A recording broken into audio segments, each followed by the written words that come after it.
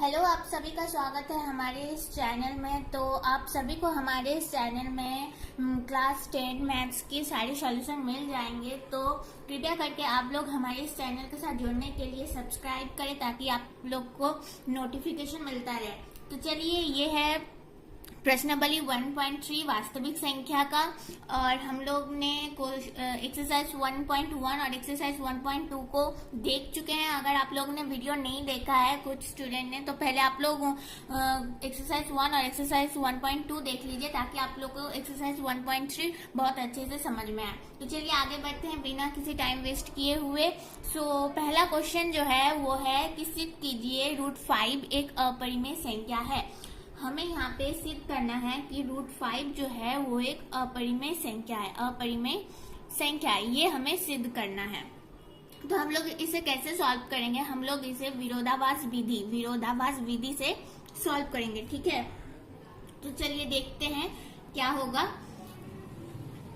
सबसे पहले हम लोग क्या करेंगे कि ये जो √5 है, √5 को हमें अपरिमेय संख्या सिद्ध करना है, लेकिन हम लोग क्या करेंगे, √5 को एक परिमेय संख्या मतलब परिमेय संख्या मानेंगे।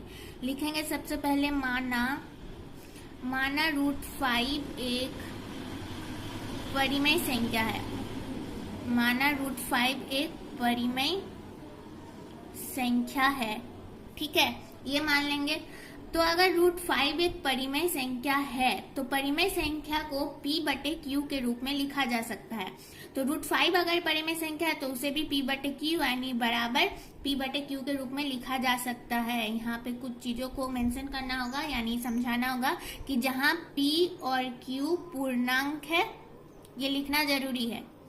और ये क्वेश्चन भी जरूरी है। एक्चुअली ये जो पूरा प्रश्नावली है, एक्सरसाइज है, बहुत इंपॉर्टेंट है, क्योंकि इससे एक क्वेश्चन तो आता ही है बोर्ड एग्जाम में, ठीक है। तो देख लीजिए आप लोग, जहां PQ पूर्णांक है, साथ ही Q जो है वो कभी 0 नहीं हो सकता, तथा PQ सहअभाज्य संख्या भी है।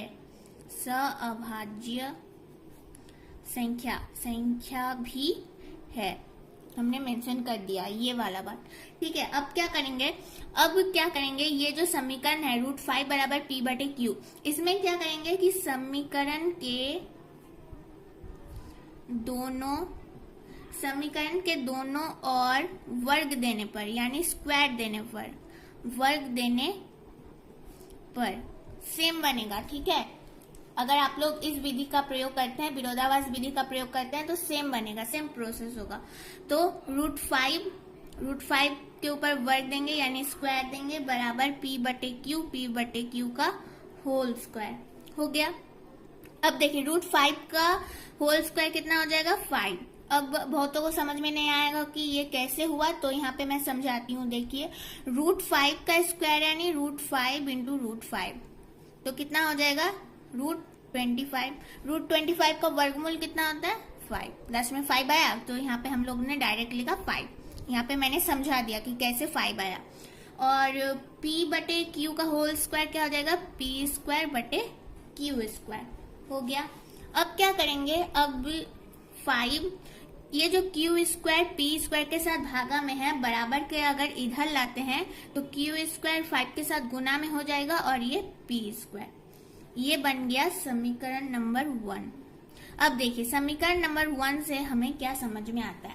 समीकरण नंबर 1 से हमें समझ में आता है कि 5 जो है वो P² को विभाजित करेगी।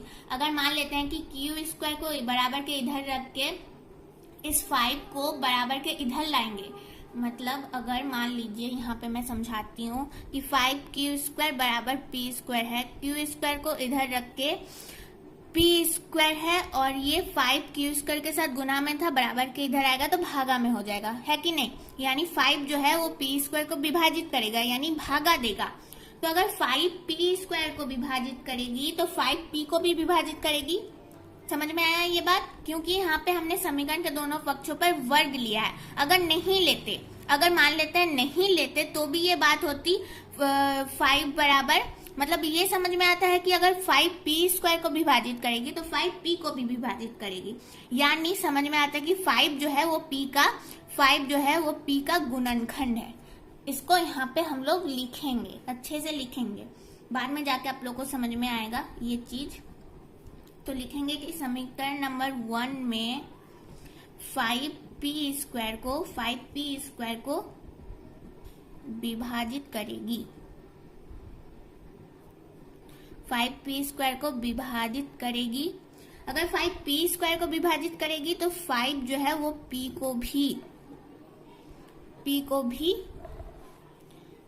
को भी विभाजित करेगी।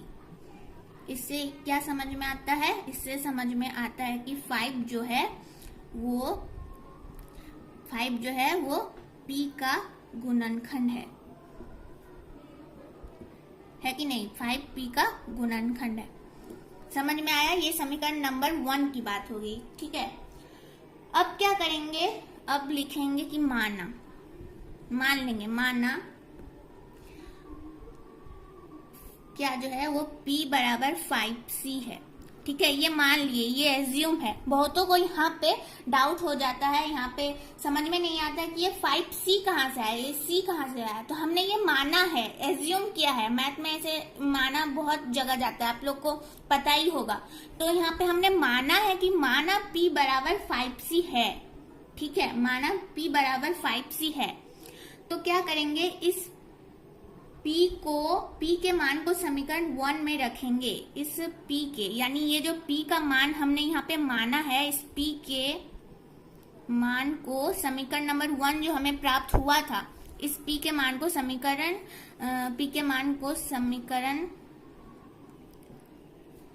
1 में रखने पर, या रखेंगे, एक ही बात है, रखने पर। ठीक है, तो समीकरण नंबर 1 में क्या था? 5q² बराबर p²। तो 5q², अब p बराबर कितना था? p बराबर हमने 5c माना था। बार बार मैं बता रही हूँ, ये जो बहुतों को समझ में नहीं आता कि ये c कहाँ से आया। तो हमने ये माना है कि माना p बराबर 5c है, तो p के ऊपर स्क्वायर है और p का मान 5c है, तो 5c का होल स्क्वायर हो जाएगा। ठीक है, तो 5q² बराबर 5c का स्क्वायर कितना हो जाएगा? 25c² हो गया। अब ये q², तो यहाँ पे 25c² और ये जो 5 गुना में था ये भागा में आ जाएगा, और इसे अगर विभाजित करते हैं तो यहाँ पे हो जाएगा 5। तो q² बराबर 5c² बच गया था। अब देखिए, अब जो है ये 5, इसे अगर इस समीकरण को अगर सीधे तौर पे लिखते हैं, समझाने के लिए मैं सीधे तौर पे लिख रही हूँ, आप लोग चाहे भी तो नहीं लिख सकते हैं, मैं समझाने के लिए लिख रही हूँ। 5c² बराबर q² बराबर 5c², 5c² बराबर q², एक ही बात है, समझाने के लिए लिख रही हूँ। ठीक है, तो जैसे देखिए क्वेश्चन, ये समीकरण नंबर 1 में क्या था? 5q² बराबर p², और यहाँ पे है 5c² बराबर q²। लगभग एक जैसा लग रहा है देखने में। तो अगर समीकरण नंबर 1 में 5p² को विभाजित कर रहा था और 5p को भी विभाजित कर रहा था, और हमें समझ में आ रहा था कि 5p का गुणनखंड है समीकरण नंबर 1 में, तो समीकरण नंबर 2 में क्या समझ में आता है कि 5q² को विभाजित करेगा और 5q को विभाजित करेगा, अतः 5q का भी गुणनखंड है कि नहीं? तो इससे लिखेंगे कि समीकरण नंबर 2 में 5q² को विभाजित करेगा। देखिए 5c² के साथ गुना में है, बराबर के इधर जाएगा तो बट्टे 5 हो जाएगा, q² बट्टे 5। तो समीकरण नंबर 2 में 5q² को विभाजित करेगी, अतः 5 जो है वो q को भी विभाजित करेगी। अतः समझ में आता है कि 5 जो है वो q का गुणनखंड है। समीकरण नंबर 2 में ये समझ में आया, 5p का गुणनखंड है। ठीक है, अर्थात क्या समझ में आता है समीकरण नंबर 1 और समीकरण नंबर 2 से कि 5p और q दोनों को विभाजित करेगी। अर्थात इससे स्पष्ट होता है कि p तथा q सअभाज्य संख्या नहीं है। हमने यहाँ पे क्या माना था, देखिए हमने यहाँ पे माना था कि p q सअभाज्य संख्या भी है, लेकिन क्या समझ में आता है कि 5 जो है वो p को भी विभाजित करेगी, p को भी विभाजित करेगी, q को भी विभाजित करेगी। अर्थात अर्थात p और q सअभाज्य संख्या नहीं है। तो हमने यहाँ पे कैसे मान लिया कि अभाज्य संख्या है। देखिए यहीं पे समझने वाली बात है, यहीं पे पूरा मैथ का मॉडल है कि हमने यहाँ पे माना था कि p q सहअभाज्य संख्या है। अच्छा, सहअभाज्य संख्या क्या होता है, सबसे पहले ये देख लीजिए, डाउट क्लियर करना चाहिए। सहअभाज्य संख्या ऐसा होता है कि मतलब एक ही संख्या से, मतलब एक संख्या दो संख्या से विभाजित नहीं होगी। तो यहाँ पे 5 जो है वो p को भी विभाजित करी है, q को भी विभाजित करी है। इससे पता चलता है p q सहअभाज्य संख्या नहीं है, लेकिन यहाँ पे हमने माना था कि सहअभाज्य संख्या है। तो हमसे ऐसी गलती क्यों हुई, हमसे ऐसी गलती क्यों हुई, क्योंकि हमने यहाँ पे गलत माना था कि √5 एक परिमेय संख्या है। अर्थात इससे समझ में आता है कि √5 एक अपरिमेय संख्या है, ये त्रुटि उत्पन्न हुई थी। ऐसे ही विरोधाभास विधि में मैथ बनेगा।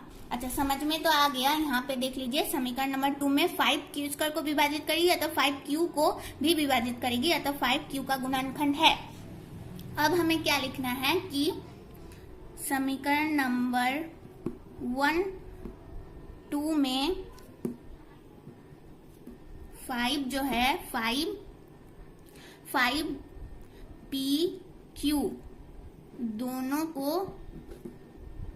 दोनों को विभाजित कर रही है, दोनों को विभाजित करी है। अर्थात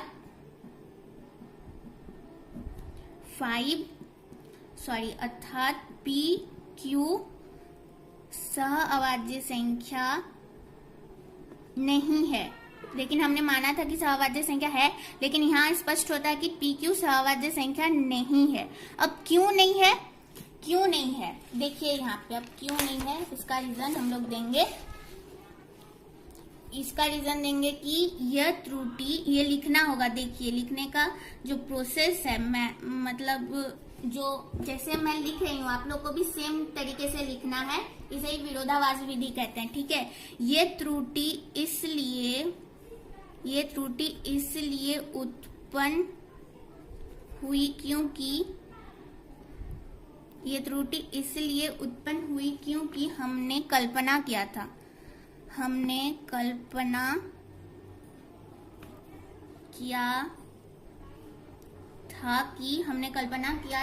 कि √5 एक परिमेय संख्या है। हमने सबसे पहले ही कल्पना किया था, हमने सबसे पहले ही माना था कि √5 जो है वो एक परिमेय संख्या है।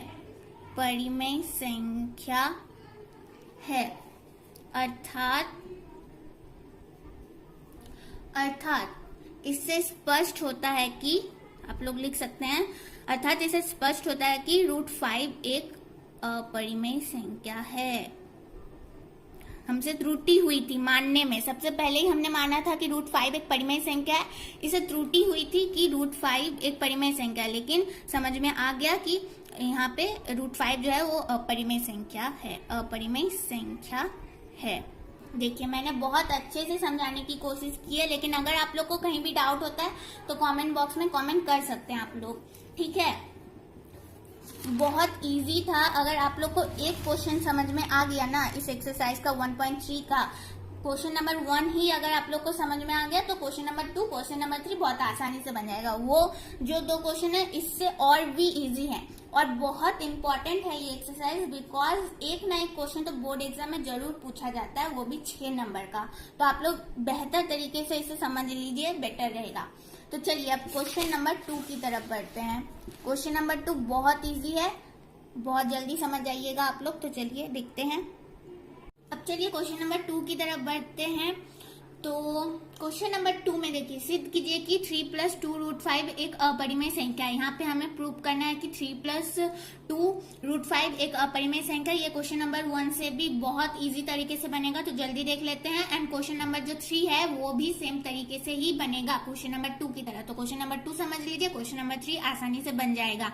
तो देखिए यहाँ पे हम क्वेश्चन नंबर 1 की तरह ही पहले क्या करेंगे, लिखेंगे कि माना, विरोधाभास विधि से ही बनाएंगे तो सेम तरीके से बनेगा कि लिखेंगे माना 3 प्लस 2 रूट 5 एक परिमेय संख्या है। हमें यहाँ पे अपरिमेय संख्या सिद्ध करना है, लेकिन हम यहाँ पे क्या मानेंगे कि माना 3 प्लस 2 रूट 5 एक परिमेय संख्या है। आसान सा लॉजिक है, देखिए आसान सा लॉजिक है, सिर्फ समझने का देर है, फिर आप लोग के हाथ में है ये। तो माना 3 प्लस 2 रूट 5 एक परिमेय संख्या है। तो अगर परिमेय संख्या है 3 प्लस 2 रूट 5, तो उसे हम लोग p बटे q के रूप में लिख सकते हैं, क्योंकि परिमेय संख्या को p बटे q के रूप में लिखा जाता है। ठीक है, और 2 रूट 5 हो गया p बटे q। ये जो 3 था, ये जो प्लस 3 था -3 में चेंज कर दिए। रूट 5 p बटे q -3, ये जो 2 गुना में था रूट 5 के साथ, बराबर के इधर आएगा तो भागा में हो जाएगा, भागा में हो गया।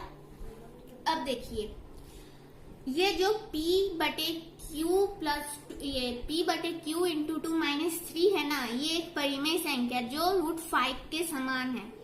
इससे ये विरोधाभास होता है कि रूट 5 एक परिमेय संख्या है, लेकिन रूट 5 तो एक अपरिमेय संख्या है। क्वेश्चन नंबर 1 में चल जाइए, हमने क्या सिद्ध किया था, हमने सिद्ध किया था कि रूट 5 एक अपरिमेय संख्या है। लेकिन अगर ये जो समीकरण है या फिर पद मान लीजिए, ये जो पद है ये परिमेय संख्या है और ये पद रूट 5 के बराबर है, तो अगर ये परिमेय संख्या है तो रूट 5 भी एक परिमेय संख्या होगी। लेकिन वास्तव में रूट 5 तो एक अपरिमेय संख्या है। क्वेश्चन नंबर 2 में क्वेश्चन नंबर 1 में हमने सिद्ध किया था। तो कैसे लिखेंगे, कैसे यहाँ पे साबित करेंगे, लिखेंगे कि p बटे q इंटू 2 -3 एक परिमेय संख्या है। ये बात सही है कि ये परिमेय संख्या है, लेकिन रूट 5 एक परिमेय संख्या, ये बात सही नहीं है। ठीक है, तो p बटे q इंटू 2 -3 एक परिमेय संख्या है जो कि रूट 5 के बराबर है, रूट 5 के बराबर है। तो अगर बराबर है तो रूट 5 को भी परिमेय संख्या होना चाहिए था, लेकिन रूट 5 तो एक परिमेय संख्या है, तो क्या लिखेंगे, एक परिमेय संख्या जो कि रूट 5 के बराबर है। इससे ये विरोधाभास होता है कि देखिए लिखने का तरीका समझ लीजिए, याद रखिएगा, ऐसे ही लिखना है आप लोग को। इससे ये विरोधाभास होता है कि रूट 5 एक परिमेय संख्या है।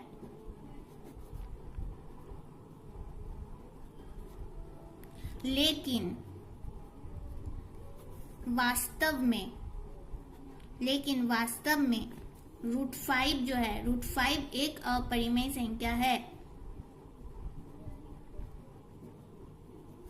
एक मिनट रुक जाइए। रूट 5 एक अपरिमेय संख्या है। तो ये हमें क्यों लगा था कि यहाँ पे रूट 5 एक परिमेय संख्या है, क्योंकि हमने गलत कल्पना किया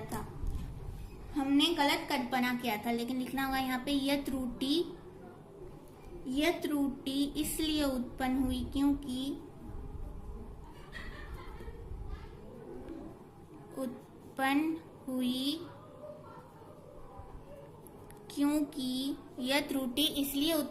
क्योंकि हमने गलत कल्पना किया था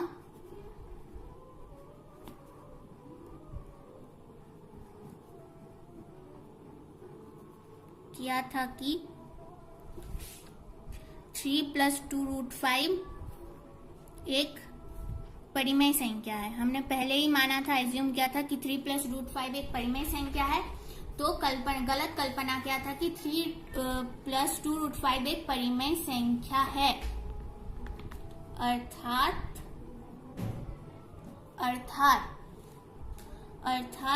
3+2√5 एक अपरिमेय संख्या है। साबित हो चुका कि 3+2√5 एक अपरिमेय संख्या है। देखिए क्वेश्चन नंबर 2 बहुत इजी था, कुछ भी नहीं था। अब क्वेश्चन नंबर 3 भी बिल्कुल सेम बनेगा, आप लोग ट्राई कर सकते हैं। 1/√2 तो नहीं, 7√5 और 6+√2 ये दो क्वेश्चन आसानी से बन जाएगा। 1/√2 ये मैं समझा दूंगी। तो चलिए क्वेश्चन नंबर 3 शुरू करते हैं। तो चलिए क्वेश्चन नंबर 3 की तरफ बढ़ते हैं। तो क्वेश्चन नंबर 3 में है कि सिद्ध कीजिए कि निम्नलिखित संख्याएं अपरिमेय है। सेम प्रोसेस से बनेगा क्वेश्चन नंबर 2 की तरह, जैसा बना था, जैसा कि क्वेश्चन नंबर 2 में था 3+2√5 अपरिमेय संख्या सिद्ध करना है। यहाँ पे हमें 1/√2 जो है उसे अपरिमेय संख्या सिद्ध करना है, यानी अपरिमेय संख्या है वो सिद्ध करना है। तो सेम प्रोसेस से बनेगा। तो क्या करेंगे, सबसे पहले जैसे कि हमने माना था क्वेश्चन नंबर 2 में, सबसे पहले तो यहाँ भी मान लेंगे कि माना 1/√2 एक परिमेय संख्या है। हो गया। फिर क्या करेंगे इसे, अगर अच्छा माना तो मैंने लिखा ही नहीं, यहाँ पे सबसे पहले होगा माना। ठीक है, माना 1/√2 एक परिमेय संख्या है। तो अगर 1/√2 परिमेय संख्या है तो 1/√2 को हम लोग p/q के रूप में लिख सकते हैं, क्योंकि परिमेय संख्या को p/q के रूप में लिखा जा सकता है। तो यहाँ पे √2 को रखते हैं, यहाँ पे p/q।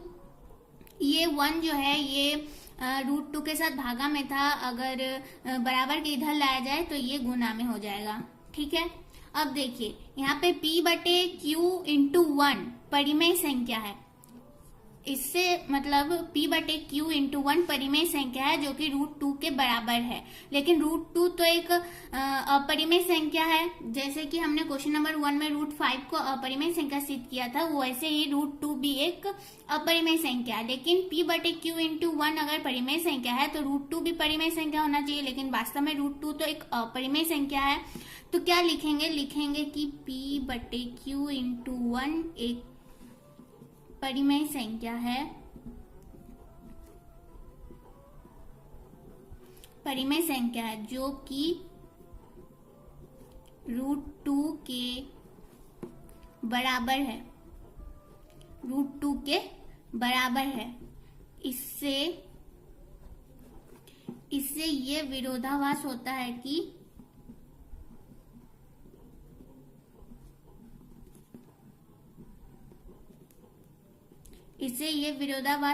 कि √2 एक परिमेय संख्या है, लेकिन वास्तव में तो √2 एक अपरिमेय संख्या है। लेकिन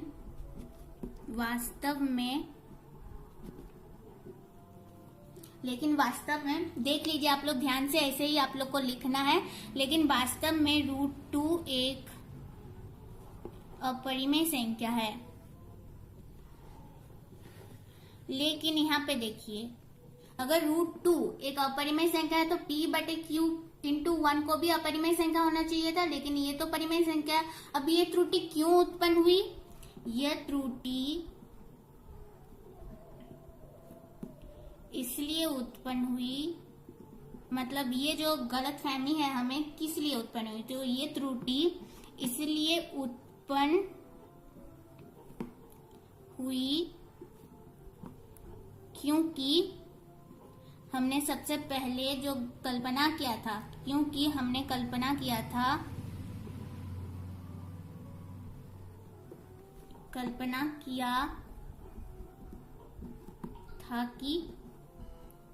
1/√2 एक परिमेय संख्या है, जो कि गलत कल्पना किया था हमने। परिमेय संख्या है, आप लोग लिख सकते हैं, अर्थात 1/√2 एक अपरिमेय संख्या है। आप लोग लिख लीजिएगा, यहाँ पे मैं लिख देती हूँ, अर्थात 1/√2 एक अपरिमेय संख्या है। बन गया। ये था क्वेश्चन नंबर 3 का सेक्शन नंबर 1। अब देखिए सेक्शन नंबर 2 को देख लेते हैं और सेक्शन नंबर 3 बिल्कुल सेम बनेगा। तो क्वेश्चन नंबर 2 मैं समझा देती हूँ, आप लोग क्वेश्चन नंबर 3 खुद से बना सकते हैं। 7 इंटू रूट 5, 7 इंटू रूट 5 क्या करेंगे, इससे हमें अपरिमेय संख्या सिद्ध करना है। अपरिमेय संख्या सिद्ध करना है, लेकिन हम लोग क्या करेंगे, सबसे पहले इसे मान लेंगे कि माना 7 रूट 5 एक परिमेय संख्या है। इसे ही विरोधाभास विधि से बनाया जाता है। सबसे पहले क्या करेंगे, उल्टा मान लेंगे हम लोग। परिमेय संख्या सिद्ध करना है, लेकिन हम लोग यहाँ पे मान लेंगे कि माना 7 रूट 5 एक परिमेय संख्या है, परिमेय संख्या है। तो अगर ये परिमेय संख्या है तो 7 रूट 5 को हम लोग p बटे क्यू के रूप में लिख सकते हैं, क्योंकि परिमेय संख्या को p बटे क्यू के रूप में लिखा जा सकता है। रूट 5 p बटे क्यू, 7 गुना में था, बराबर के इधर आएगा तो गुना में चेंज हो जाएगा, भागा में चेंज हो जाएगा। एक्चुअली ये 7 जो था वो रूट 5 के साथ गुना में था, बराबर के इधर आया तो भागा में चेंज हो गया p के साथ। तो देखिए क्वेश्चन नंबर 1 में हमने सिद्ध किया था कि रूट 5 एक अपरिमेय संख्या है, लेकिन यहाँ पे p बटे क्यू इंटू 7 जो है ये परिमेय संख्या है। समझ में आ रहा है ये हमें। तो अगर ये परिमेय संख्या है तो रूट 5 को भी परिमेय संख्या होना चाहिए था, क्योंकि रूट 5 बराबर है p बटे क्यू इंटू 7 से। तो अगर ये परिमेय संख्या है तो इसे भी परिमेय संख्या होना चाहिए था, और रूट 5 अपरिमेय संख्या है तो इसे भी अपरिमेय संख्या होना चाहिए था, लेकिन ऐसा तो नहीं है। रूट 5 एक परिमेय संख्या है और p बटे क्यू इंटू 7 एक परिमेय संख्या है। तो देखिए इससे क्या समझ में आता है कि लिखेंगे p बटे क्यू इंटू 7 एक परिमेय संख्या है, लेकिन इसे कुछ अलग तरह से लिख के देखते हैं। p बटे क्यू इंटू 7 एक परिमेय संख्या है, लेकिन रूट 5 वास्तव में, आप लोग चाहे तो उस तरह से भी लिख सकते हैं जैसे मैंने क्वेश्चन नंबर 1 में लिखा, और ये है क्वेश्चन नंबर 2, क्वेश्चन नंबर 2 में जैसा मैं लिख रही हूँ आप लोग वैसा भी लिख सकते हैं, कारण लिख सकते हैं ऐसा। p बटे क्यू इंटू 7 एक परिमेय संख्या, लेकिन रूट 5 वास्तव में एक अपरिमेय संख्या है, जैसा कि हमने क्वेश्चन नंबर 1 में सिद्ध किया था, अपरिमेय संख्या है। और ये त्रुटि इसलिए उत्पन्न हुई थी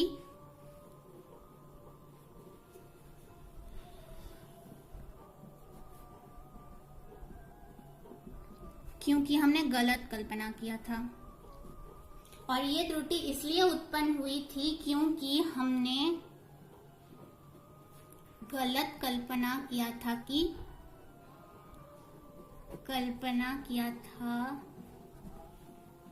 कि 7 रूट 5 एक परिमेय संख्या है। हमने सबसे पहले यही माना था, देखिए सबसे ऊपर में माना 7 रूट 5 एक परिमेय संख्या है, जो कि हमने गलत माना था, किया था कि 7 रूट 5 एक परिमेय संख्या है। हम लोग लिख सकते हैं, अर्थात इससे ये समझ में आता है कि 7 रूट 5 एक अपरिमेय संख्या है। बहुत सिंपल था ये एक्सरसाइज। आई होप आप लोग को समझ में आ चुका होगा। अगर नहीं समझ में आता है तो कमेंट बॉक्स में कमेंट कर सकते हैं।